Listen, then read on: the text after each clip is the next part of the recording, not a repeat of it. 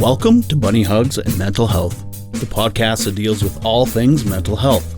We talk to professionals, survivors, and loved ones about their sometimes informative, sometimes uplifting, and sometimes tragic stories. I'm your host of the show, Todd Rennebaum, advocate, recovering addict, experienced sufferer of depression and anxiety, and author of the children's book, Sometimes Daddy Cries.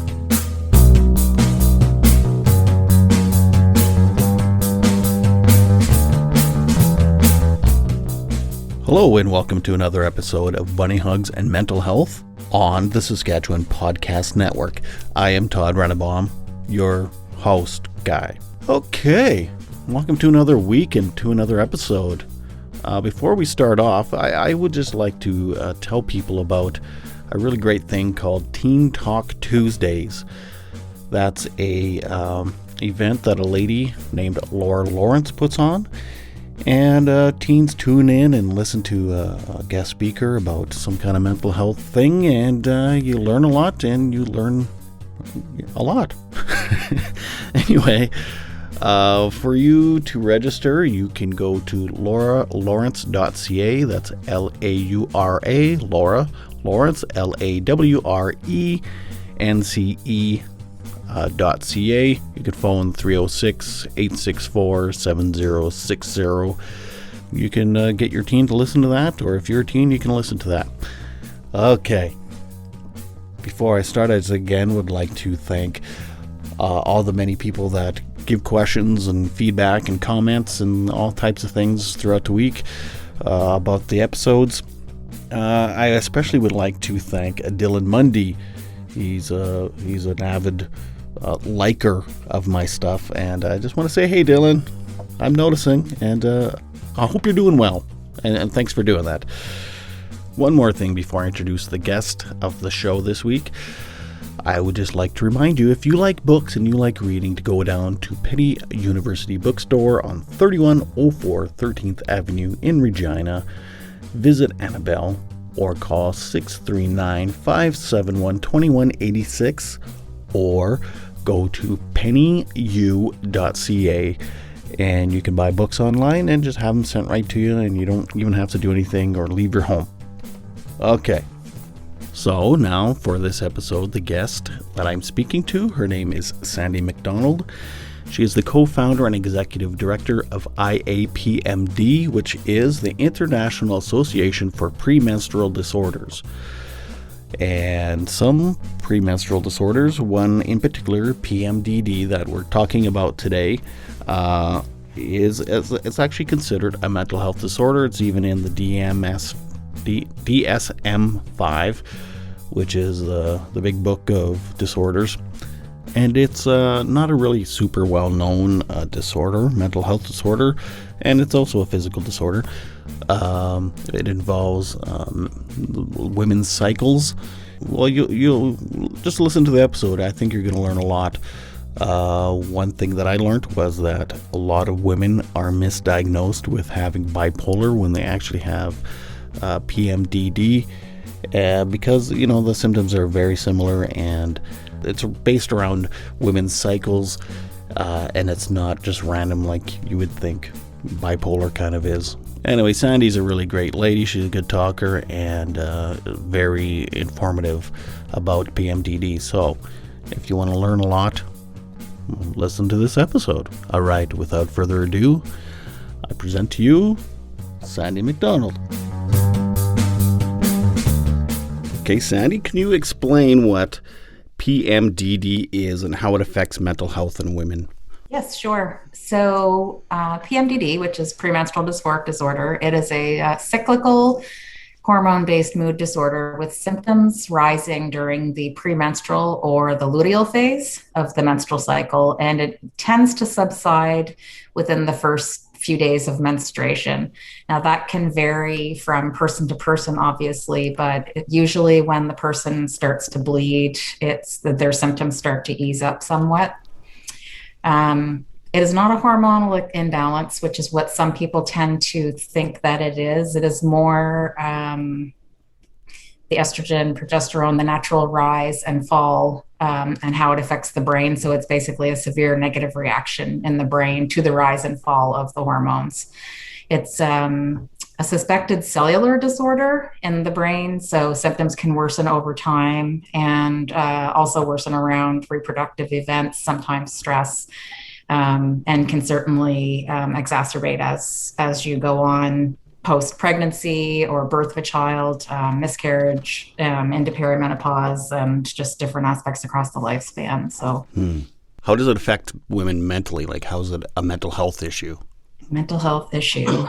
Or is it considered a mental health issue? Like, Yes. okay. So there's still a lot of research being done as to where it fits into all the different criterias. The World Health Organization in 2019 recognized PMDD as a physical and mental disorder. So currently, it is mainly, mainstream. It is in the DSM-5, so the Diagnostic Statistical Manual of Psychiatric Disorders. It has been in there since 2013, and so it's been kind of widely known more as a mental health issue because of that.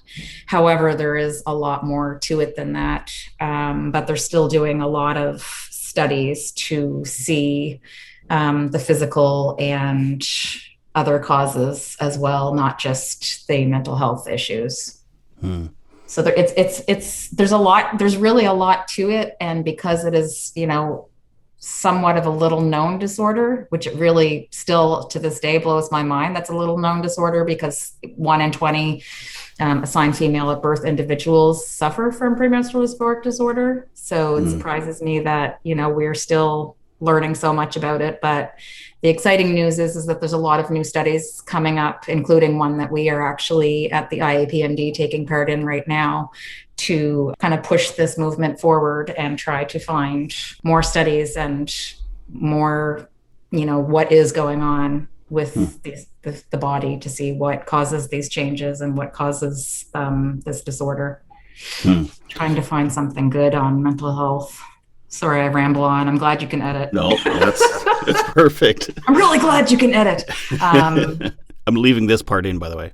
So some of the symptoms is like depression, anxiety, brain fog. Yeah, so there's many symptoms of PMDD can include mood and emotional changes such as mood swings, sudden feelings of sadness or tearfulness, increased sensitivity to rejection, irritability, anger, interpersonal conflict, depressed mood, feelings of hopelessness, feeling worthless or guilty, anxiety, tension, or feelings of being keyed up or on edge, and a decrease in usual activities such as work, school, hobbies, etc. Some people may have a lot of brain fog, difficulty concentrating or focusing or thinking, tiredness, slow energy, changes in appetite. Some people may start binge eating, overeating, or undereating, hypersomnia or insomnia, feelings of being overwhelmed or out of control. Sometimes physical symptoms can also be breast tenderness, swelling, joint and muscle pain, bloating, weight gain. Usually, in order to get a diagnosis, they ask for the presence of at least 5 of these symptoms to be, and one of them usually being a core emotional symptom to go along with it. So yeah, it seems a lot, like that. I know that's a lot. It seems like a lot of symptoms, but I think the one that is the most concerning that we're really trying to talk about now is there's a statistic that came out that approximately 30% of individuals that suffer with premenstrual dysphoric disorder have suicidal ideation or have made an attempt on their own life. And obviously a small percentage of those have succeeded. So for us, that's kind of one of the areas that we try to focus on with peer support and furthering studies. We have a study going on through our clinical advisory lead. She's doing a study it's Dr. Tori Eisenlohr-Mowell, and she's doing a study on suicidality in the menstrual cycle. So we're really trying to continue to push the studies forward, because there obviously needs to be so much more studying going on so we can figure out how to deal with this issue. So what are some of the kind of the treatments, I guess, for PMDD? Is there medication or is there? Yeah, there is. Yes, there is. There's a lot of different treatment options. The biggest issue is it's kind of a no one size fits all treatment for people. Obviously, everybody is very chemically different and culturally different. So different things are going to work for different people. Some people find help with SSRIs and other antidepressants. Some people find help with birth control pills. And then we have other patients that have come to us and said, birth control pills exacerbated their symptoms and made them feel worse. So it's really individual based, but we're actually still continuing to work on global treatment guidelines. And the first line of treatment would be an SSRI treatment, and obviously, some form of therapy. A lot of people find that there are supplements that help, such as magnesium, vitamin B complex, or B6. And there's a few other ones that we also have listed on the website that many people have found very helpful. But again, different things definitely work for different people. I've been doing a bit of research and talked to a couple friends that have been diagnosed with this. They're the reason why I even heard of this, actually. And my one friend, she takes Claritin.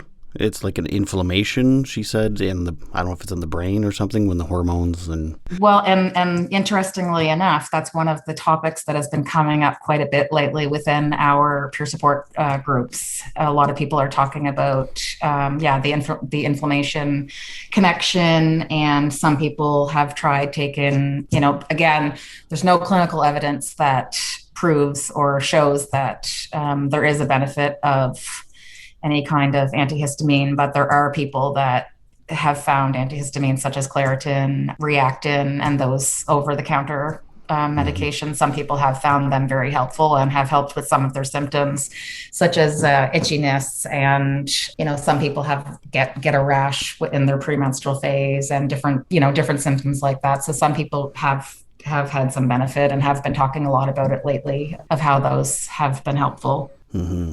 Something else I've read and heard about was how it's very much misdiagnosed, because a lot of doctors don't even know about this. Absolutely. And it's easy for them to, do a hormone test, and the hormone levels are normal, which is, like you were saying before, it's not a hormone imbalance. It's actually how your brain processes the hormones. So then they get misdiagnosed as bipolar because it's, you're up and you're down, and you're up and you're down every few weeks or whatever. So exactly. And that's very common. The majority of patients that have come to us seeking any kind of support or treatment have either been diagnosed bipolar or borderline personality disorder, or they've had their medical practitioners, that the first thing that they've talked to them about is usually bipolar disorder, because there is a lot of commonalities between the two, but it's still not the same. Personally, myself, I had an incident where I was seeking out help when I was in a bad way with my PMDD symptoms in my 30s, and the doctor wanted to diagnose me bipolar, and I went through all the the bipolar medications and different med trials and on and on and on, and those things still didn't work. And so with tracking, which I always talk to patients and tell people, like, track your symptoms, because that's the only way you're going to get an actual true diagnosis. And through tracking, I just showed that, I am not having the ups and downs periodically or all the time. I'm having them monthly around my menstrual cycle. So, it started to make more sense when I started doing more investigating into PMDD and that avenue instead of the bipolar avenue. But it's very, very common. We have probably the majority of patients that have come to us have either been, the first thing that the doctor has mentioned is bipolar disorder, or, something along those lines. So again, not anybody's fault. It's just, little is known, and it hasn't been overstudied. And thankfully, there's a lot more being done, and hopefully we'll be able to not have misdiagnosis continue to happen as long as we keep pushing things forward. Mm-hmm. Because I mean, it's Is it circumstantial that more women are diagnosed with bipolar than men, or is it, is there a connection there between PMDD and misdiagnoses and stuff? And it's like, it really got me kind of concerned, like I was like, oh my God, like how many of these women are on bipolar meds? And Exactly. I mean, the numbers could be, you said 1 in 20, but it could be 1 in 10 for all you know. Yeah, definitely. And, it's, we could go on forever talking about the medical system and whatever, on and on and on. But the reality is you do only get, a short period of time with a clinician. And when you present your symptoms, when you look at the bipolar symptoms and you look at the PMDD symptoms, there are a lot of similarities. So you could definitely see how the mistake would be made and how, a doctor's first line of treatment is obviously going to be possible bipolar medication. So, it makes sense. But again, hopefully it won't always be that way. I think that's the biggest frustration of the majority of patients we see that we speak to is, they're frustrated with doctors and misdiagnosis and such little is known about the disorder. Right. So you suggest like maybe this isn't random, your ups and downs, to really track your symptoms and your cycle. This is something you would tell someone who's maybe suspecting their bipolar meds aren't working or... Yes, absolutely. The first thing we always tell people at IAPMD via the website, via our peer support program, et cetera, is we always talk to people about tracking first. Doctors usually like to see about 3 cycles and check all the symptoms over 3 cycles before they can give you an appropriate diagnosis. So when you're tracking, there's tracking apps out there. There's printable app papers that you can get off of the website, www.iapmd.org. We have a tracking app that we collaborate with called the PMDD app, which is a great app to be able to track your daily symptoms and do daily ratings and on and on and on. And that's the best way to get a genuine diagnosis of PMDD and be able to see, you can keep the symptoms and the tracking, you can keep tracking, and you can also track when you do start to do treatments as well and see how things start to work and keep tracking that along as well. So it's, we always push that first, definitely track. And so if you are diagnosed with it, something my friend told me is she actually schedules her life around her cycles. Yeah. Yeah. You maybe want to talk about that a bit? Oh, yes. Yeah, no, another very common thing. And I know we hear that every day as well as people do. They basically, if you know that you have something big coming up, like we've heard stories of people planning their weddings around their cycle, planning doctor's appointments, exams, people with calendars up in their house with sticky notes on it. And they're watching to see when the worst phase of their month is going to be, because they know not to plan anything important around that time. I've done it myself as well. So yeah, it's again something that we hear from thousands of individuals that come to us. Same thing, planning their life around their cycle. You are a co-founder of the IAPMD. How'd you get involved in actually creating a whole organization, based on premenstrual disorders?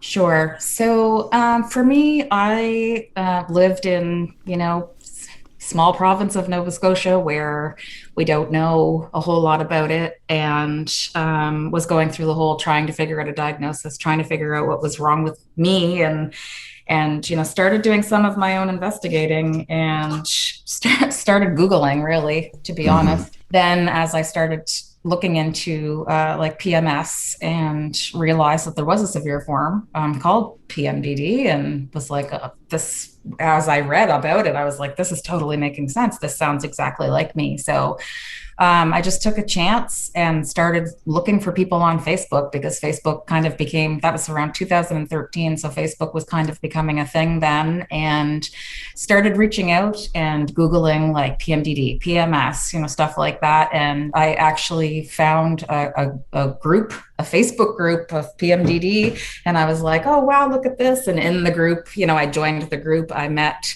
a couple of women that were also sufferers, and they were, newer moms. And we just started talking, and it was like we had this small tribe of people talking about the exact same, we almost sounded the same. And it was like, wow, total, mind boggling, really. And then we connected and just kept talking. And myself and Amanda Lafleur is my co-founder, and she was instrumental in starting the nonprofit process. My focus was more on peer support, but she is very gifted at web design and paperwork and all kinds of good stuff. So between the two of us, we had a really good connection, and we kind of both had the focus of wanting to do something because we felt that nobody was doing anything. Mm-hmm. And so in 2013, Amanda registered the organization as the National Association For Premenstrual Disorder. And we created our first board, which started in 2014, January of 2014. And we just kind of started growing from there. We just kept reaching out, kept trying between the two of us, like just, finding more people, applying for grants and applying for things, and started off as a very, very small, just a couple of people in a Facebook group, and grew into this organization, which is now global. We've had over 100 countries, people from over 100 countries come to the website seeking information. We have new organizations now popping up that are collaborating with us or utilizing our website and our services. We have doctors and a clinical advisory board, which is absolutely amazing, and is expanding all the time, and has members from all over the globe, from as far away as Australia. So it's been brilliant seeing the growth, and it's funny because people tend to think that we're this humongous organization, but we are a real tiny organization. We're volunteers, voluntary led. We do have some independent contractors that we tap services of, but we do not have any permanent part-time or full-time staff. We are all mainly volunteer based. So it's been an amazing ride. I didn't expect to turn into this when I started volunteering my time in 2013, but it's been quite amazing, the growth. And this year, actually, we got our first major grant from an organization in the United States that funds patient-centered research outcomes. And we have our the first ever global roundtable taking place July 16th and 17th. So it's actually coming up soon.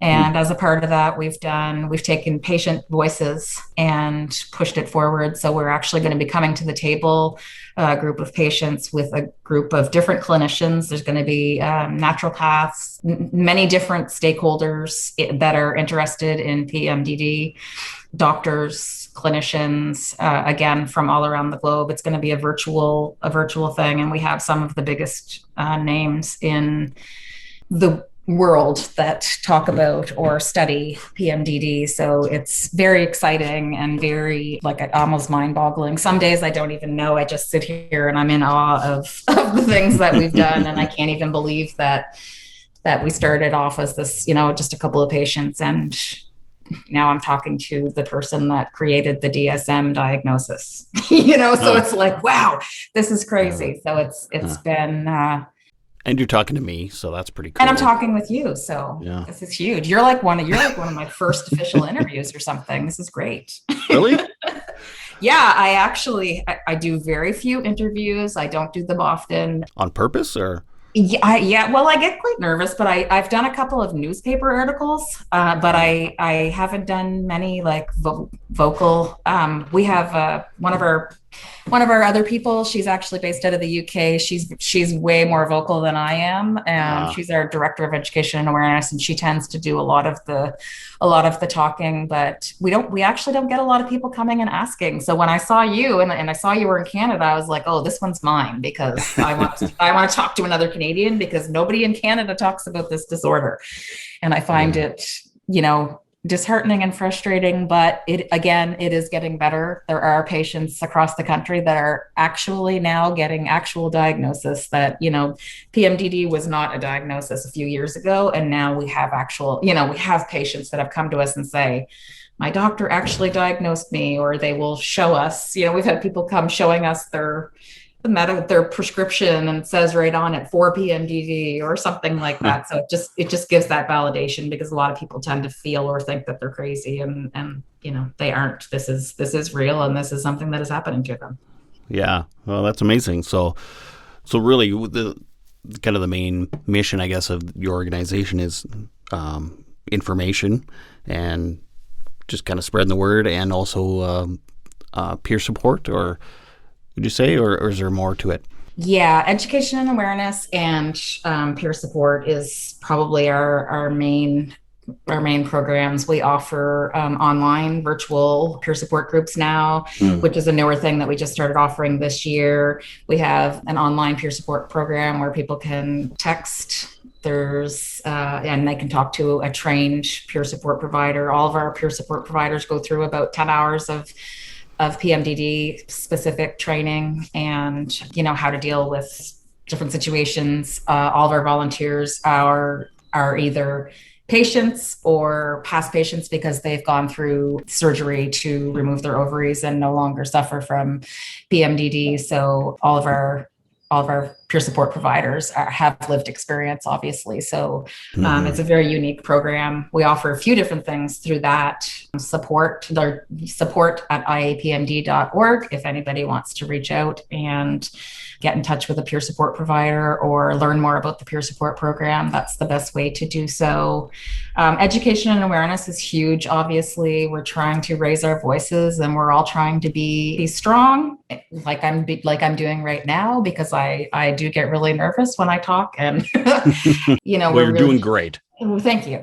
We're really trying to raise education, and our newest project, I guess, is, if you want to call it, we do have our clinical advisory board, where we have some really amazing clinicians from around the world. That program is actually expanding, and there's going to be an educational component to that, where they're going to be doing monthly webinars for doctors. Doctors can join that community, and that's all going to be all available through the website as well. If you go to the website, you can see there's a section for professionals, and there's diagnostic criteria there. There's all kinds of different things there that people can look at if they're a doctor, a naturopath, anybody that has anybody that's a stakeholder in PMDD that wants to join that community, they can certainly do so. They already have some of the webinars started. The goal is really to educate professionals and clinicians on this disorder more, so that they do know more how to deal with the patients and how to diagnose appropriately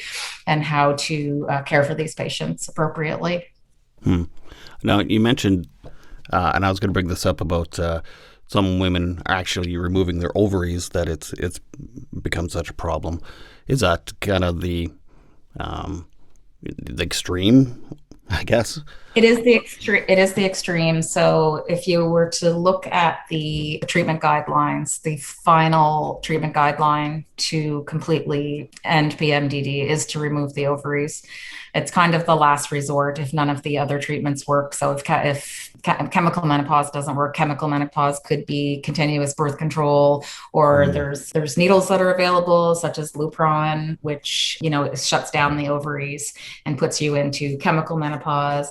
So if those things tend to not work, or actually sometimes they can work, but there are people that still choose, make the decision to remove the ovaries, because when you remove the ovaries, you're removing the hormone fluctuations. That said, there is possibility that there could still be hormone fluctuations, because there are people that have had their ovaries removed that, went through the surgical process and still have what they feel is PMDD type symptoms.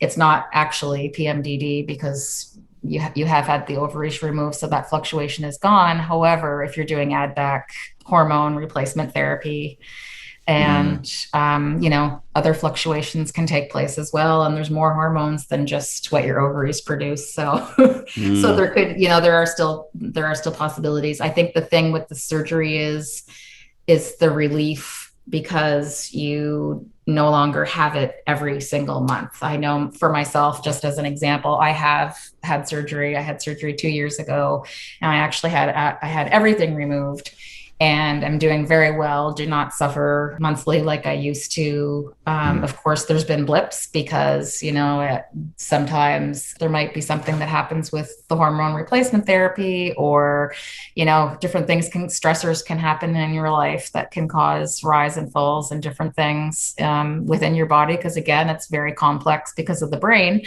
But, there's nothing is ever perfect. There's always going to be stressors. There's always going to be something. So I think it just basically makes it a lot more manageable. So removal of the ovaries makes life a lot more manageable. It's certainly been life-changing for me, for sure. And it's definitely been a positive life-changing experience going through the surgery. My life is definitely better. Everything about my life is better. I don't have to worry about the monthly fluctuations and the dealing with planning my life around a monthly schedule and, all those things. Not promoting surgery whatsoever, because I actually was not given the surgery for PMDD specifically, but it was just kind of an added bonus, I guess, for me personally. But there are people that have opted for the surgery instead of going through all the other treatments. And there's people that go through all the other treatments and decide not to have surgery as well. So it's definitely a personal decision. So the hormones they give you in hormone replacement therapy, is it that doesn't affect your brain like the normal? Yeah, it certainly. Yes, it does? Okay. It certainly does. But, and there are people that have had the surgery that have opted to take no hormones because they are, they're ultra sensitive and they're scared, or they don't want to take the hormone replacement therapy and go through those fluctuations with that. But there are other people that have done very well on with estrogen replacement. Again, it kind of becomes individualized, just like the PMDD treatment. It's different things work for different people. So some people might opt to take estrogen, progesterone, and testosterone, or any combination of them. Some people just opt to only take estrogen after surgery, just to, keep the hot flashes away and the possibility of, bone density issues and stuff like that. So especially if you're younger, if you're closer to natural menopausal age, it's not as big a deal. But we have had patients as young as 20 that have come to us, that have talked to us about having surgery, have had surgery. And, the concern for them is obviously you want them to go on hormone replacement because you don't want them to end up with, early stages of osteoporosis and, other things that can happen from not having estrogen. So there's pros and cons to everything, I guess. Right. Yeah. Like you said, it's like everything else, it's individualized. Absolutely. Now, I wouldn't mind talking about relationships and trying to deal with PMDD. Okay. Are you married? Have a husband or a spouse? Or I have a spouse. Yes, I do. It's not my, how do I say this now without sounding ridiculous? So now I'm curious. I have an ex-husband. And I have 2 kids with my ex-husband. Yeah, I was married for 15 years, and obviously it was rough. It was tough on the marital relationship. It was tough being a mom of 2 kids. I also have a child on the autism spectrum, so that added some stress to the situation. So, it takes its toll on relationships. Absolutely. Again, though, I think everybody is so different and everything is so different. We've had some of the most amazing partners and parents and caregivers come through the peer support program that have, completely supported their significant other or their child that has been diagnosed, and, things have gone okay. And then we've had other instances where we've had parents come at their wits' end, or partners come at their wits' end and say, I can't deal with this. I can't do this. Again, support and educating yourself and open communication are really, really, really key. There's a really good book out there on PMDD and relationships. There's also some really great resources on the website for dealing with relationships. But yeah, it's definitely hard, especially people with more severe cases. We've heard stories of violence and stories of people being completely introverted and not even really speaking much to their partners. So you can really have different extremes for sure. It depends on how open you are, I guess. My partner and I now, he is absolutely amazing. And he was with me through the whole surgical process and was very supportive, always supported me. And he knew we had very open communication. We had a calendar. I would look at it, or I would, even give him I would send him a text if he was at work, and I'd say, just letting you know that my time is coming. And so the next couple of days I might be teary, or I might not be, doing very well, blah, blah, blah, blah, blah.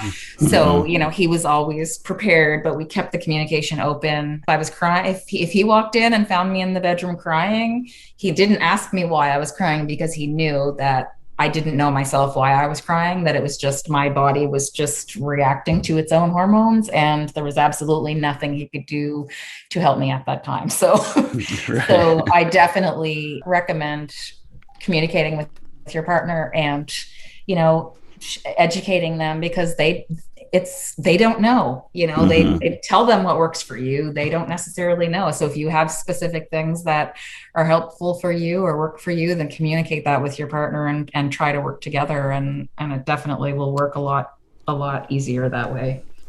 Yeah. Imagine it.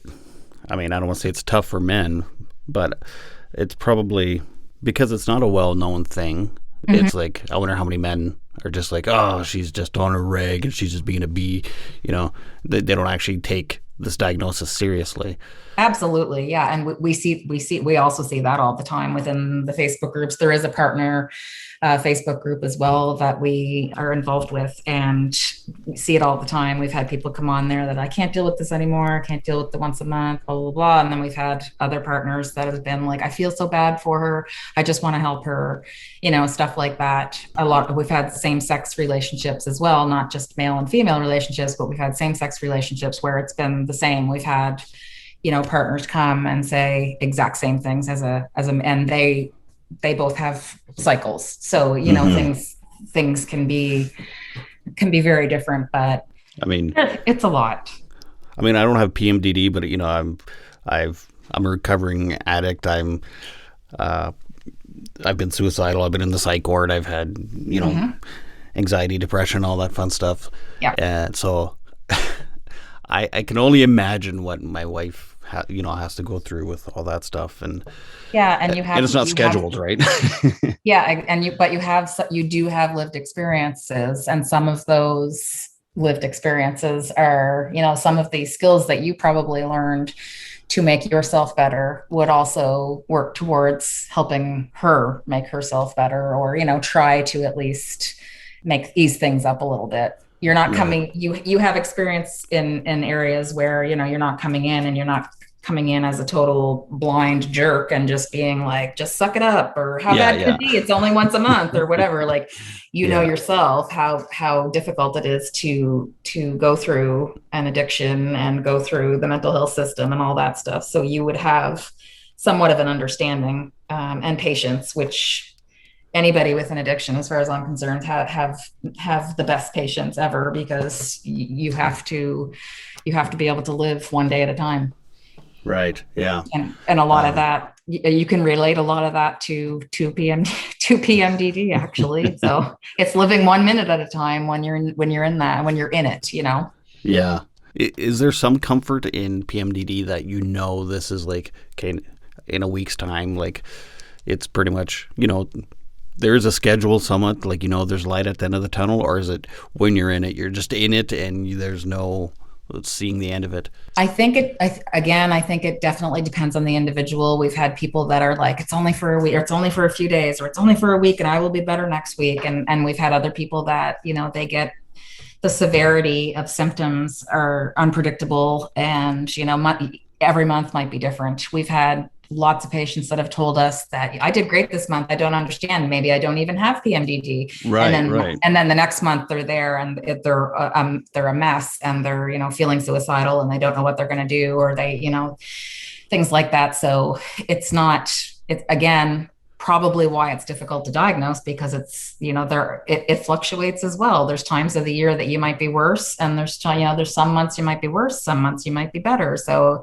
Hmm. it's not predictable. It seems like it's predictable because you think, oh, she has it once a month, but then you have to factor in other illnesses as well, because we have a lot of patients that have come to us that have PCOS or endometriosis, adenomyosis, different disorders like that. Hmm. And so their periods tend to be unpredictable. It might not be once a month. Some people might get 2 periods a month, or some people might get, Right. one period every 6 months or whatever. So it seems like it would be predictable. And, the ideal patient would be the predictable every single month patient. But again, that's not reality for all patients by any stretch of the imagination. Right. So that certainly makes it difficult. Do you find there's a lot of people that are double diagnosed with another mental disorder?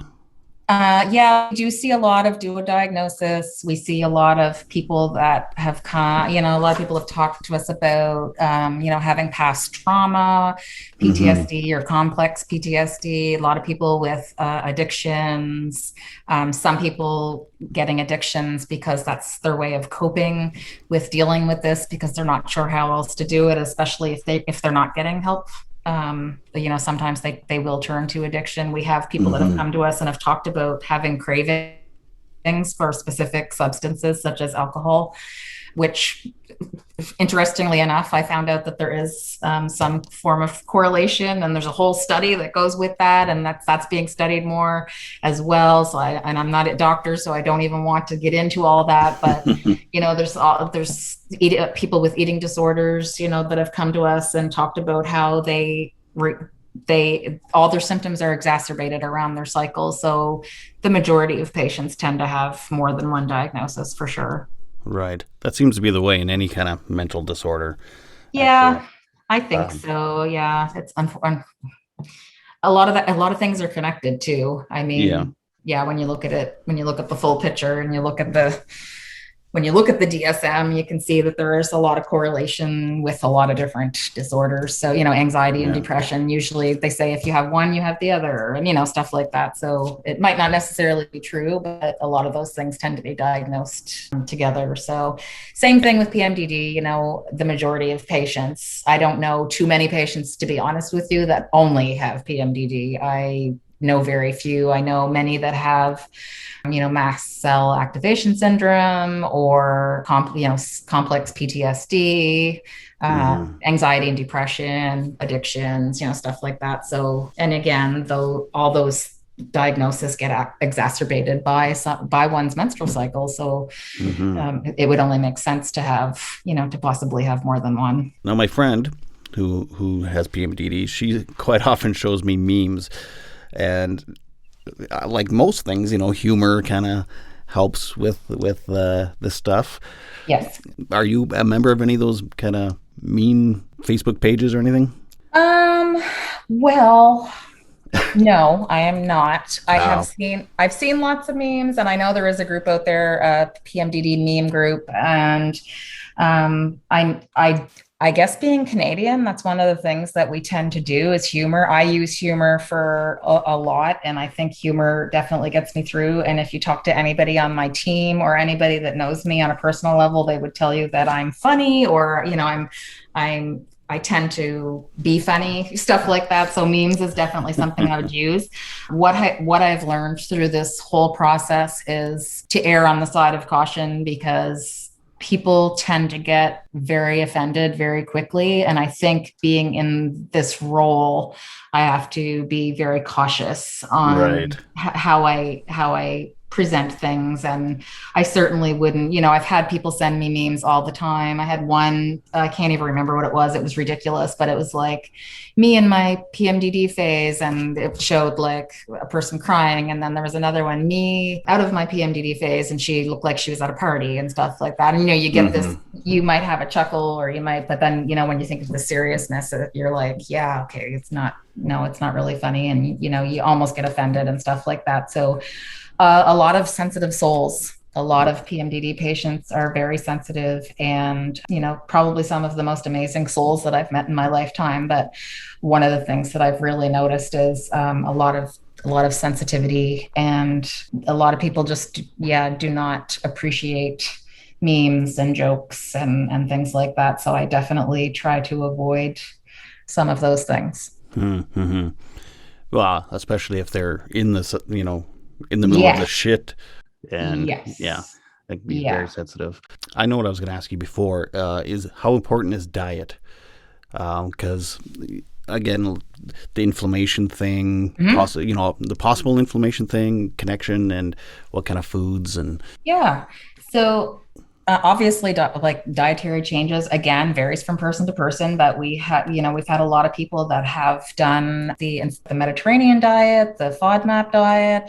A lot of people have gone dairy and gluten free because there's obviously a huge correlation with dairy and inflammation. You can read, anybody can Google that and read up on it. But Mm-hmm. we've had a lot of patients that have talked about, going dairy free and finding relief of some symptoms. But we've had others that have said, no, they didn't find any difference. And same with gluten, et cetera. Obviously, diet and exercise is going to help anybody because that's one of the top recommended things for any mental illness is diet and exercise. So, eating Mm-hmm. appropriately, moderation, making sure you get, the right amount of nutrients and vitamins that you're supposed to be getting every day, avoiding specific things like alcohol, et cetera, et cetera. So pretty Mm-hmm. much typically the same as most illnesses, But again, we've had some people that have come back with great success stories saying they stopped eating gluten and dairy and they're doing great, and they stopped with caffeine and they found a huge difference. And then again, other people that have come back and said made no difference. So, and obviously exercise is going to help because everybody knows that when you exercise, your serotonin raises and you start to feel better. So that's why one of the biggest reasons why they recommend exercise for any disorder. So Mm-hmm. yeah, nothing more, I don't think, than anything else. Right. Um, Nothing is clinically, nothing proven, I guess. There's no, they're starting to look at studies and starting to do studies on those things, but there's no actual scientific evidence-based studies at this time on the benefits of diet and exercise. So that's one of the right. things that we're actually hoping will be done in the future. So, what's the most important thing you want someone to know about PMDD, or if someone who's suspecting they have it? If you suspect that you have PMDD, the number one thing that I always recommend is tracking your symptoms. Mm. Every symptom to right down to, how you're feeling, what's going on. Is there added stress that would be wearing on you that could be exacerbating your symptoms, et cetera. So I highly recommend the tracking app, or again, you can go to the website and print off a printable version and keep track of those symptoms. Definitely speaking with your clinician. If your clinician is not educated to the disorder, we have resources on the website that you can take with you to present to them, and they can also reach out to the clinical advisory committee and learn more about the disorder as well through the website. So, and again, with the new education community that's going to be starting in the fall, I think that'll, now that more people are starting to talk about it and there's more studies starting to take place, et cetera, I think that the education factor is just an added benefit. It's people are starting to talk about this. People are, we're talking about it right now. And this is something last year or a couple of years ago that I've never talked about this to anybody, Mm-hmm. especially in Canada, because people just don't tend to listen to me, or people will ask me what I do and I'll tell them and they just look at me blank faced because they don't even know what PMDD is. So Mm-hmm. I'll just say, well, I just talk about periods and mental health all day. So, so I guess it just, just, I went off the rails there. Don't even have any idea where I went there, but anyways, That's fine. you can delete that part out. You can edit that out.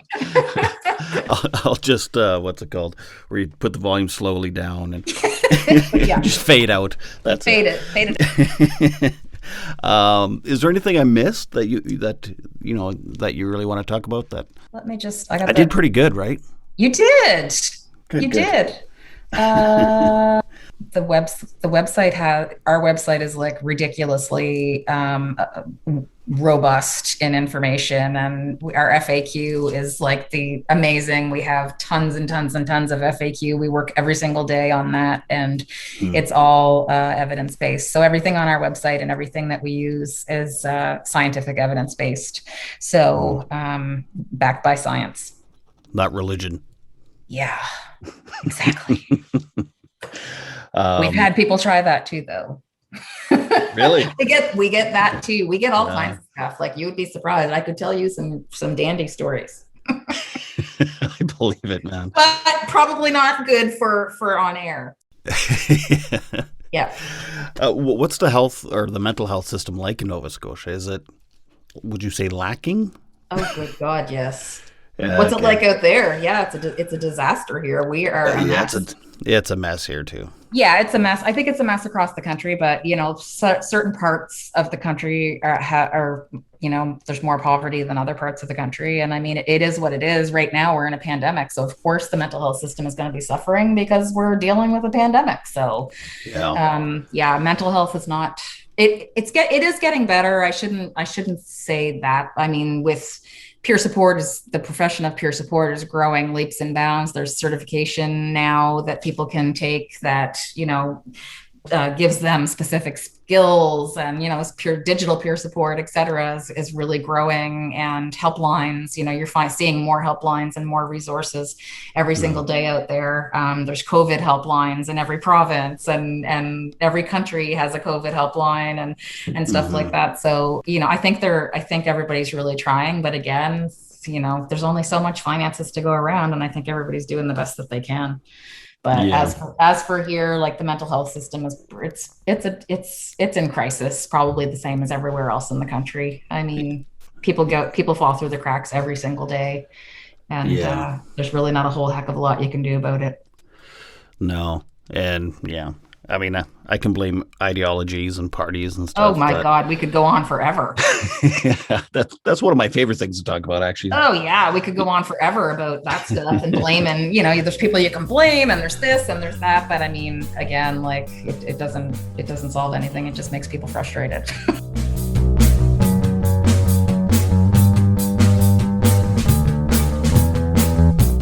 Thank you so much, Sandi, for everything, for the time to educate me and others, and for taking your time and volunteering and being the executive director of an international association of something that's very much needed. So thank you very much, Sandi. I learned a lot, and I hope you did too. Anyway, next episode, it is part 2 of my Erin Goodpipe interview. Just a reminder, she is a host of The Other Side on APTN. She's a playwright, producer, and performer of Making Treaty 4, and she's talking to me about intergenerational trauma and how it affects her and her family and many others. So stay tuned for that. I hope you listen to the part 1, because it was a really good episode. I really, really enjoyed speaking to her, and she's just a really great lady. So anyway, see you next week. Thank you for listening, and please subscribe, rate, and review however you are listening to this podcast. It only takes a moment, and it really helps the show out with getting noticed. This episode has been sponsored by Penny University Bookstore, 3104 13th Avenue. Call 639-571-2186 and check out their online bookstore at pennyu.ca. The Saskatchewan Podcast Network is supported by Connexus. Wellness, however you define it, is achievable. You don't even need to figure it all out by yourself. Talk to Connexus. They'll give you guidance, motivation, and the push you need to reach your goals. They've got you. They're your financial partner, and they know you can achieve your very best, your financial best. Prove them right. Start right at Connexus Credit Union. The Saskatchewan Podcast Network is also sponsored by Direct West. Are you a business owner looking for new avenues to promote your business? Direct West digital billboards are a great opportunity to highlight a new product, new promotion, or anything else you'd like your customers to know about. You can get local, expert marketing help for your business at directwest.com. If you are having a mental health crisis, please call the Canadian Crisis number at 1-833-456-4566. In Saskatchewan, the mobile crisis team in Prince Albert is 306-764-1011. In Regina, it's 306-525-5333, and in Saskatoon, it's 306-933-6200. Don't forget to check out my children's book, Sometimes Daddy Cries. Sometimes Daddy Cries is told through the eyes of a boy whose father suffers from depression. He sees his dad get sad, rest, and even go to the hospital, all while comparing his father's depression to a physical ailment. Available on Amazon.ca. I'll see you next time. This is Todd Redebaum saying, make your beds and take your meds. Bye.